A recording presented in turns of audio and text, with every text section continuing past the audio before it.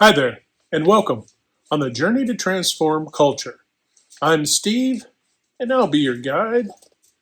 Well, folks, I hope you're having a fantastic day and an even better week.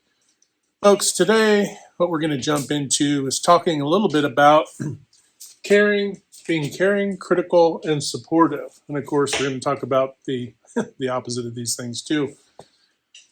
But like so many times in my videos and in our conversations, we jump in talking about how it affects organizations, mostly because that's where we congregate as groups and as teams and so forth, right?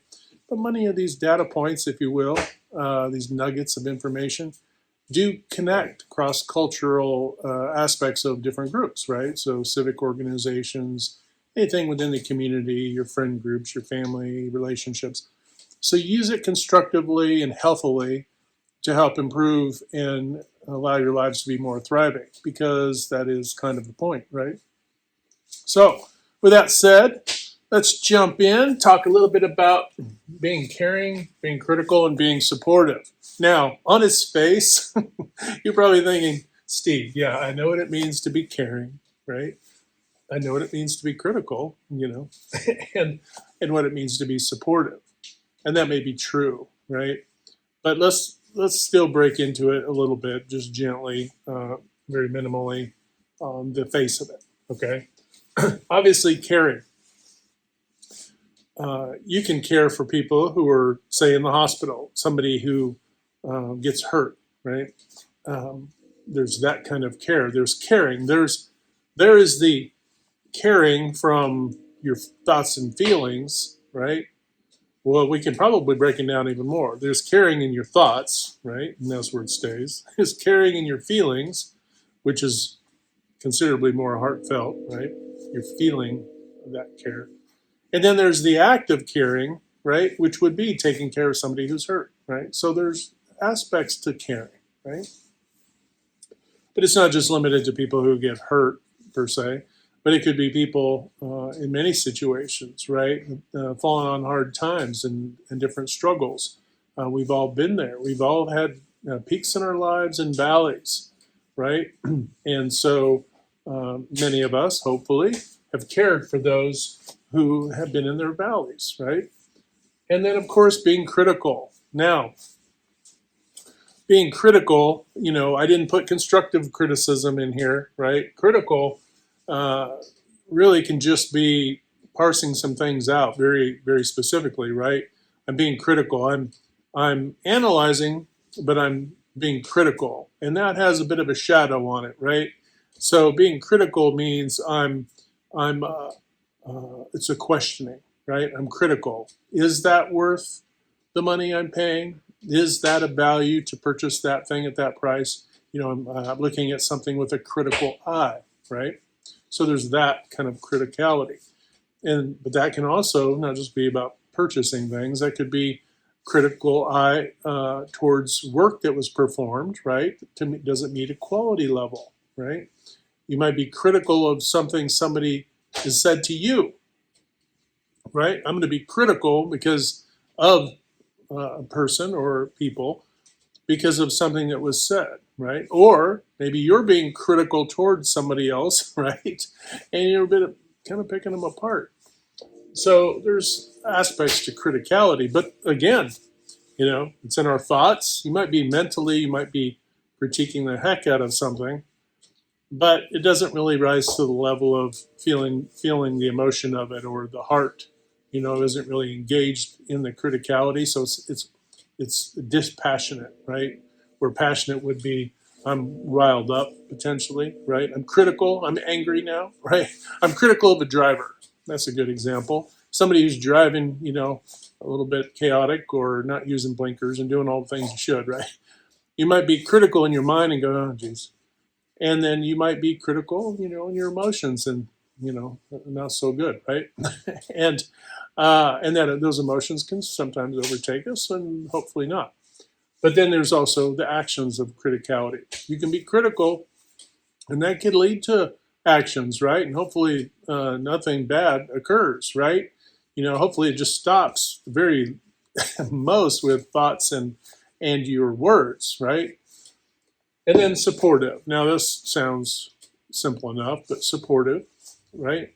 But again, it could be I could be supportive of somebody's plight, right? Somebody's struggle. I could be supportive of what they're going through, like support them mentally, right? Intellectually. And I might support them, it might be more emotional, right? And then from the mental, the emotional, and then what comes next? Now I'm actively supporting someone. I'm supporting their cause. I'm donating to their cause, right? Whatever it is. I'm giving money towards it. I'm volunteering time. I'm speaking out, whatever it might be, right? But I'm taking an action of some sort. Okay, so we've kind of broke that down a little bit. I know I went into it a little bit, but bear with us. All right, so caring, critical, and supportive. Well, if these are relegated to the facets of our thoughts, our feelings, and then our actions, right? And of course, the words are going to be melded into all of that. The actions, obviously, follow the words. But you can be caring towards someone, right? Let's use the organizational element here. Jump in from there. You can be a supervisor or manager who cares about the struggle, right, that your team members are going through, and it stays intellectual. It doesn't really go any further than that. Yeah, I'm aware of it. Yeah, and maybe it's like, well, suck it up, buttercup. Maybe there's, it doesn't meet the level of real empathy, which is a little bit more emotional, right? Feeling. You're not feeling their pain, right? You're not feeling what they're going through. So therefore, it doesn't really go beyond that. And if you think about it, you care, but you're not supportive, right? so, so, so you're not really supporting their efforts, right? You're not really supporting. Um, it's not really going to the next level, right? And same way, you might be critical. You might be critical of what they're going through, right? You might be critical. You have a critical eye. It's like, well, yeah, that may be true, but you also this, and that, right? So it becomes a relativism where, yeah, that one little nugget's true, but what about, this truckload of issues that are more of a priority? And so the caring factor is driven down, right? So you've got these bars that are constantly fluxing up and down within all the moving parts of a team, right? So you might be caring in one moment and lack caring, or doesn't meet the level of true empathy or actions, right? Now, you could also say that something that's born from this it could either be uh, this caring could either lead to supporting, or it could also lead to we'll add a little thing here. It can lead to neglect, right? I'm going to neglect people, right? I'm going to take an opposite tack of caring, and I'm going to neglect that. I'm not going to regard that. The challenge there, though, is that when you neglect things, right? We're talking about sowing seeds, for every action, an equal opposite reaction. Neglect will lead to quality and productivity issues. Okay, just is because human beings, they vote with their actions, right? They vote, and the other aspect of this is going to get messy. So just telling you now, that neglect happens. Yeah, it'll lead to quality and productivity. But do you think that team is now, for the team, are they going to be supportive of the organization? That's not as much, right? Are they going to be critical? Yeah, for sure, right? They're going to be critical. And so you get a feedback loop, right? And are they going to be caring?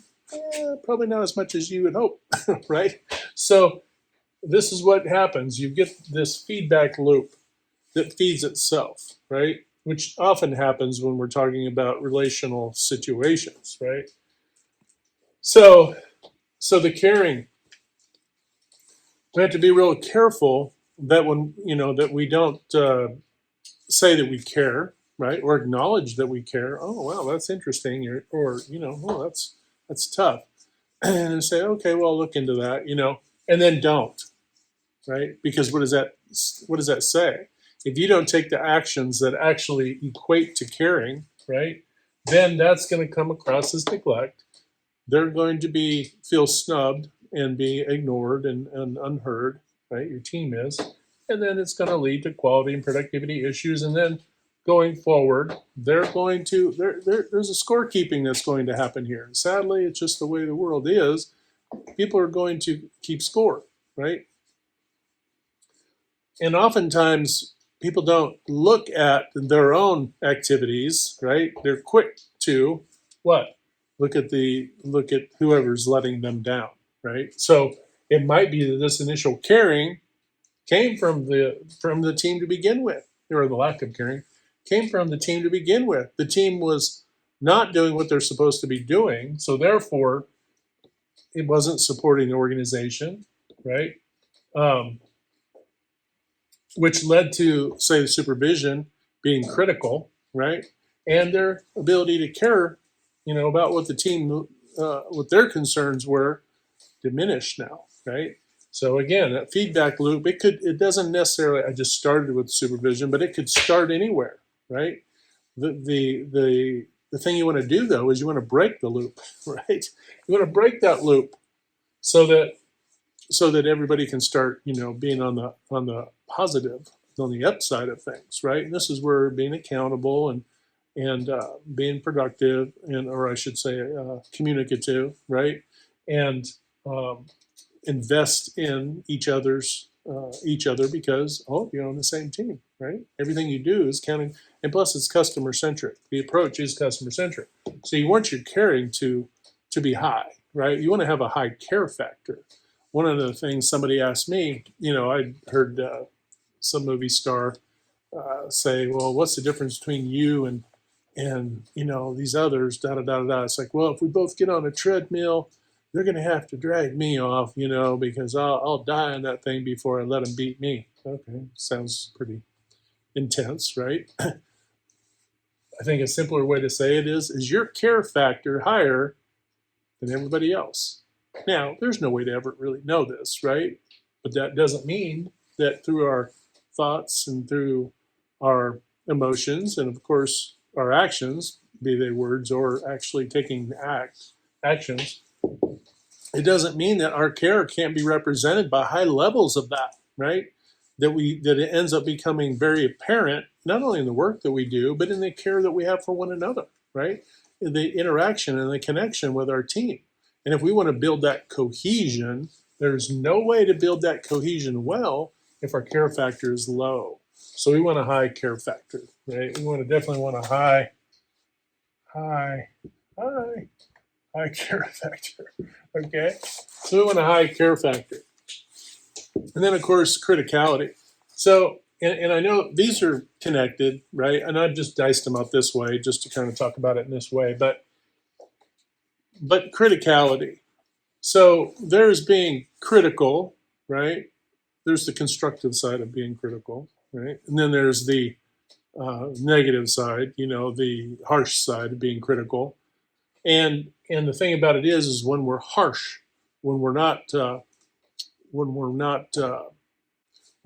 constructively critical, constructive criticism, and the constructive criticism it's purposeful, right? That it's not a personal thing. I'm not being critical to, poke you by being critical. Sometimes it's prefaced that way. Hey, I don't want to be critical of you, but looking at this thing, we do need to have this, and this, right?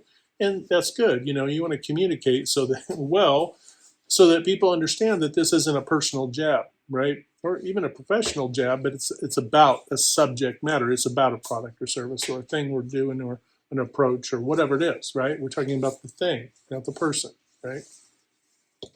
Now, it's possible that the person, if they're not doing the work correctly, right, it can be about the person. But again, it shouldn't be a personal, right? It shouldn't be a personal jab. It should be, hey, this is a standard and we need to work on these things and this is how we can do it. And then have some solutions, right? Make sure that we couch this and, you use the sandwich method, but but have some solutions and have some avenues for those individuals to take so that you alleviate the criticality. So I'm being critical, but I'm going to offer you some solutions to this so that we can fix this later. And that way it deflates it feels less like a personal attack or a jab, right? And hopefully you're not doing that anyway, and definitely if you're doing that, stop doing that, right? Because that is what is falling into this not only neglect, but now it's becoming, it's hurtful, right? It can be hurtful. Sure. So it can be hurtful. So we want to be cautious that we're not doing anything intentional to be hurtful, right? Criticality. And then, of course, supportive. Now, the thing about it is we got to be watchful of with being supportive is if you aren't caring and you are critical, right? And I'm on the negative side, not productive, not constructive. But if you're critical, if you care and you're critical, but you don't support, right? That's going to come across as neglect. Okay, so an uneven mix of these things, and you see this even in society. You see this where people care, right? Intellectually care, but then they become critical, right? And then so they might say they care, but then they're really critical behind the scenes and not constructive, and then they're non-supportive, right? Again, neglectful. And we see this in all throughout culture where people will, and this is the tough challenge about being on social media and those sorts of things. A lot of people are praiseful and right? Who are supportive, right? It comes across, well, I should say they come across as they care, right? But then probably offline, they're maybe critical and they're not supportive, right? So there's a cognitive dissonance, right? There's a duplicity there. There is an alignment of these values, right? In these ways of being. So just be aware of these things. These things can work against you if you're not guarded to care, and this as well for the broader team. If you have a high care factor, you can be constructive in your criticisms, not personal, not that sort of thing, and then be actively supportive. These are in a line, when you care, you're constructive, and you're actively supporting one another. Being this way with your team members, with your teammates, right?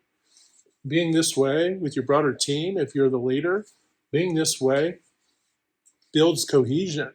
But when you start to degrade any one of these, or you're selective about, well, I'd say I care, right? And this happens when ownership or site leadership, says the right things, but then doesn't do anything, and behind the scenes they're maybe critical, which is why they don't do anything. So they're just kind of putting on a false front, right? And you don't want to have a false front. You want to be in alignment, right? You don't want there to be cognitive dissonance. You don't want there to be a duplicity. You don't want there to be a misalignment of what you're saying and what you plan on doing, or that you actually care, right? So be aware of this, because this happens. Now, this can also happen throughout any group within culture. It doesn't just have to be organizations. This could be anything within your community. This could be friends, it could be family, it could be relationships, it could be anything, right? It could be churches, doesn't matter. Pick one.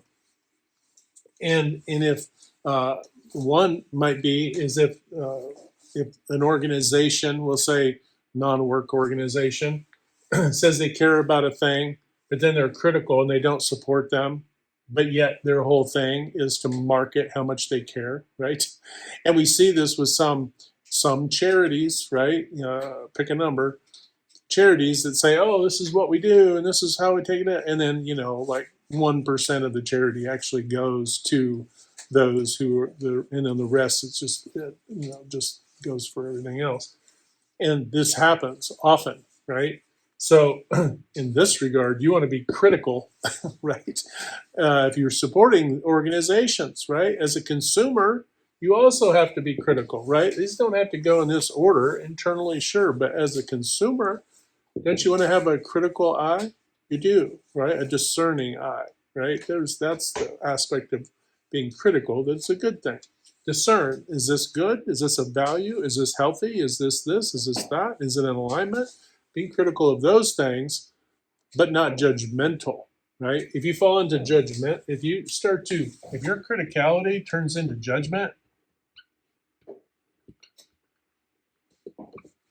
then what happens is it really just becomes, for every action, there's an equal and opposite reaction, right? Whatever seed you sow, that's what you're going to reap, right? So if you're judgmental, right, it's one thing if you're mentally judgmental, and there are plenty of people who are like that. Growing up, I had some family members that were very judgmental, right? And and but all of that comes back, right? What do you think? Because where do you think all that negative, frustrated energy goes? It goes into our health, right? It doesn't mean that somebody's going to come looking for you. It means that if you're out there, being harsh toward others, you're going to feel it because your body and your mind and your emotions can't let it go, and it's got to go somewhere, right? So next thing you know, you get a cold, right? Can't figure out, how did I get a cold? Well, you got a cold, but nobody ever connects these dots. If you connected these dots and you realize that, hey, I'm going beyond being critical and discerning, being discerning, and I'm going straight to judgment, well, then, a lot of folks who are struggling with health issues because of a lot of things they go through, right? And a lot of these types of things and the mystery things, right? So improve your health. Get away from judgment and being negatively critical, overtly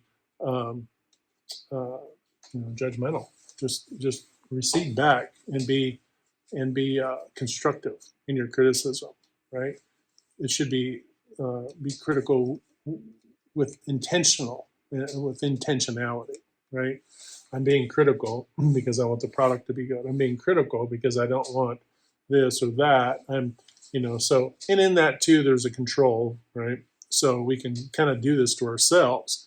The thing you don't want to do, and this is another reason, is you can be critical of yourself and it turns into this again, then it just becomes a negative feedback loop, just like it did with team members and leaders, right? This same loop can play within us as individuals too, right? Your body's made up of many organisms, okay, and organs and all of it, right? So this negative feedback loop can also work within you as well. So you want to break the loop, right? Care, obviously you want to have a high care factor, be discerning, right? And then support it.